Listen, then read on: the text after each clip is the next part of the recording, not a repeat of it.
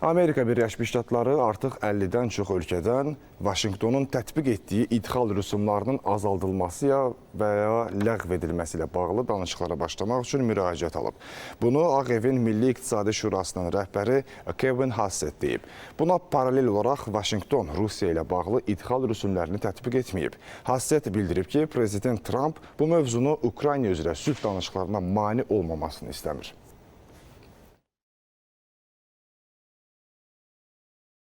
There's no reason for the countries to be angry. So the fact is the countries are... Ötən gün Amerika Birləşmiş Ştatlarının ticarət danışıqlarında iştirak edən nümayəndəsindən hesabat aldım.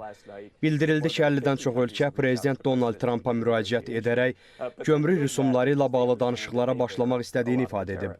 Başa düşürlər ki, onların məhsullarına qarşı çoxsaylı rüsumlar tətbiq olunub və bu səbəbdən danışıqlar aparmaq istəyirlər.